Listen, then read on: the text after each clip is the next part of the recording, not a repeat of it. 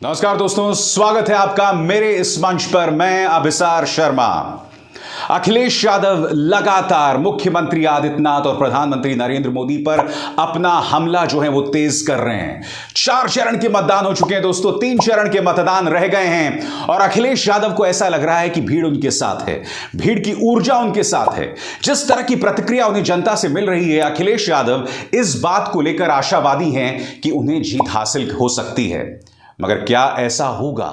जब सत्ता की ताकत के सामने सवाल कमजोर पड़ जाए तो आवाज बुलंद करनी पड़ती है। बोल कि लब आजाद हैं तेरे। न्यूज क्लिक पर मेरे साथ। एक बात तय है दोस्तों, मैं नहीं जानता हूं नतीजे क्या होने वाले हैं। एक बात तय है कि अखिलेश यादव उत्तर प्रदेश के चुनावों का एजेंडा बयां कर रहे हैं। मगर सबसे पहले दोस्तों, उन्होंने अब तक का सबसे करारा हमला बोला है मुख्यमंत्री आदित्यनाथ पर। आप जानते हैं कि भाजपा का प्रचार तंत्र अक्सर टोटी चोर शब्द का इस्तेमाल करता है। अब इसके जवाब में अखिलेश यादव चिलम शब्द का इस्तेमाल कर रहे हैं। उन्होंने क्या नारा दिया या किस नारे पर खुशी जताई, आप देखिए दोस्तों। अरे क्या नारा निकाल के लाए हो, लहर बड़ी करारी है, चिलम पर साइकिल भारी है। ये कौन चिलम पी रहा है? हमारे पड़ोसी की यहाँ धुआं निकलता है, कहीं वही तो नहीं है?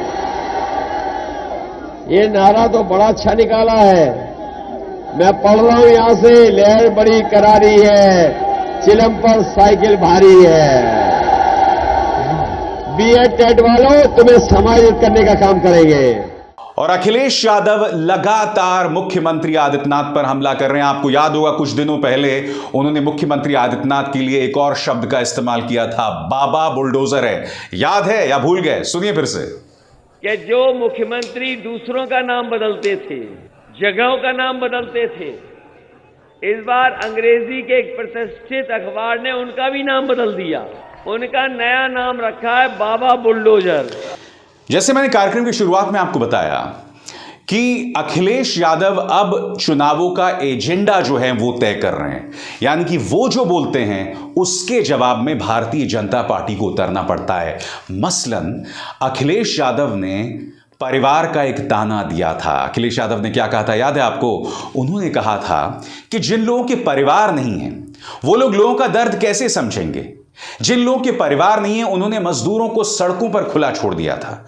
उन्हें इस बात को लेकर भी उनका दिल नहीं पसीजा था कि गंगा में लाशें बह रही हैं, कोरोना में लोग जो हैं किस पीड़ा से गुजर रहे हैं।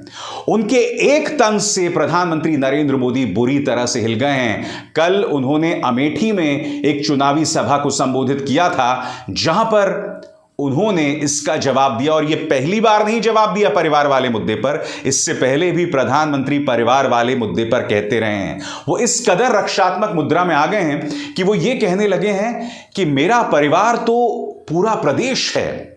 मगर वो बार बार अब परिवार का जिक्र कर रहे हैं। सबसे पहले मैं चाहूंगा कि अखिलेश के किस बयान पर प्रधानमंत्री नरेंद्र मोदी जो हैं वो अब अपनी प्रतिक्रिया दे रहे हैं। सुनिए अखिलेश का यह बयान कि हम सब लोग परिवार वाले लोग हैं। परिवार वाले लोग ही परिवार वाले लोगों का दुख दर्द समझ सकते हैं। जिनके पास परिवार नहीं है वो परिवार वालों का दुख नहीं समझ सकते।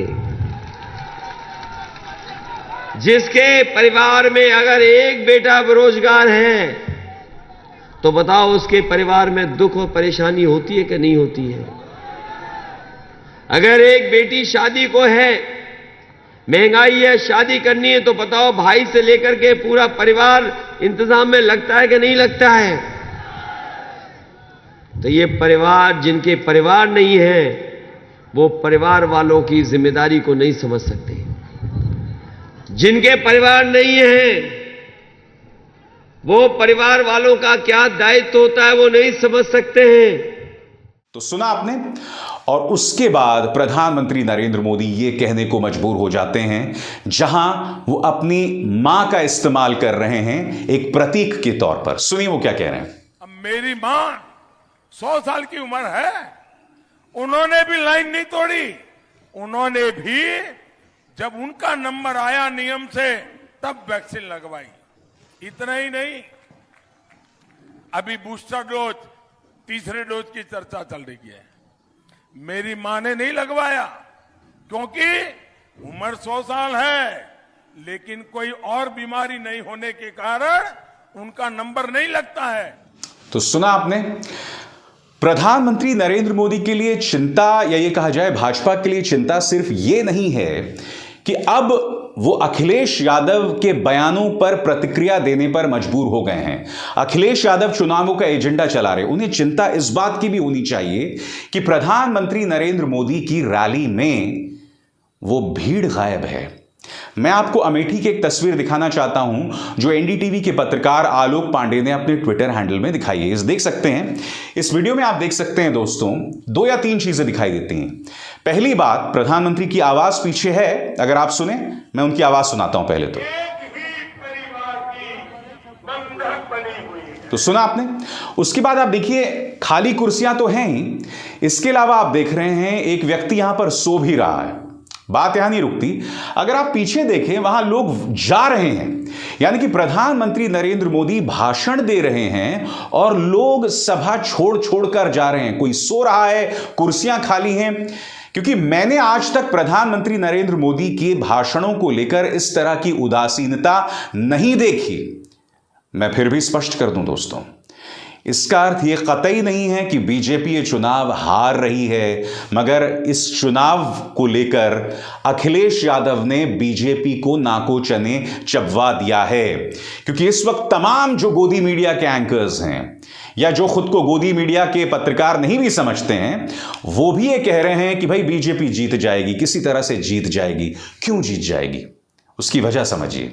नंबर 1, सांप्रदायिक उन्माद। उसके पास जो हिंदू मुस्लिम वाला तुरुप का पत्ता है ना, उसका इस्तेमाल कोई और नहीं कर सकता। नंबर 2, संस्थाएं, प्रवर्तन निदेशालय का इस्तेमाल, इनकम टैक्स का इस्तेमाल, सीबीआई का इस्तेमाल, एनआईए का इस्तेमाल पश्चिम बंगाल में भी हुआ।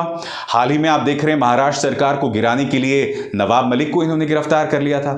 तो लगातार इन तमाम चीजों का इस्तेमाल हो रहा है और यह भाजपा का जो है ताकत है। इसके अलावा यह नहीं भूलना चाहिए कि पिछले कुछ दिनों में ग्रामीण उत्तर प्रदेश में भारतीय जनता पार्टी ने लोगों तक पैसा पहुंचाने का काम किया है अलग अलग योजनाओं के जरिए। यह भारतीय जनता पार्टी की भी ताकत है। यानी कि ये जो 2 ताकत है ना, एक तो हिंदू मुस्लिम उन्माद जो कि गोदी मीडिया के जरिए वो फैलाते हैं, दूसरा ग्रामीण भारत में जो पैसा जोरों से पहुंचाने का प्रयास किया गया है वो। ये 2 चीजें जो हैं वो उसकी ताकत हैं। मगर एक जो बहुत बड़ा उनकी गले की फांस हो गई है वो है आवारा पशु। प्रधानमंत्री अब अपने हर भाषण में आवारा पशु का जिक्र करते हैं कि अगर हम 10 को आ गए सत्ता में तो हम ऐसा चमत्कार करेंगे कि आवारा पशु वाला मुद्दा जो है उसका समाधान हो जाएगा। कैसे करेंगे, और आपके पास 5 साल थे, आपने अब तक क्यों नहीं किया, इसका जवाब नहीं है उनके पास। मगर मुझे खुशी है दोस्तों, ये चुनाव जिस तरह से हो रहा है, क्योंकि अगर एक तरफा चुनाव हो जाता, क्योंकि आपको ये बात समझना पड़ेगा, गोदी मीडिया का बस चलता तो यह चुनाव पूरी तरह से एक तरफा होता। क्यों? अखिलेश यादव की रैलीज नहीं दिखाई जाती, उल्टा विपक्ष को लगातार गालियां दी जाती है, उन्हें आतंकवाद, नक्सली, इन तमाम चीजों से जोड़ा जाता है। भारतीय जनता पार्टी के बिजनेसमैन, उनसे जुड़े बिजनेसमैन के घर पर भी छापा पड़ता है, लाखों करोड़ों रुपए मिलते हैं, मगर निशाना किस पर साधा जाता है? समाजवादी पार्टी पर। प्रधानमंत्री नरेंद्र मोदी, योगी आदित्यनाथ भी इन पैसों का जिक्र करते हैं, जबकि आप अच्छे से जानते हैं कि पीयूष जैन जिनके घर यह पैसा मिला था, वो इत्र देते थे शिखर पान मसाला को। शिखर पान मसाला, उसके घर भी रेड पड़ी थी, मगर उस रेड का क्या हुआ, रहस्यमय तरीके से सब गायब हो गया। शिखर पान मसाला भाजपा की समर्थक है। उस लॉजिक से तो पीयूष जैन भी उनके समर्थक हुए।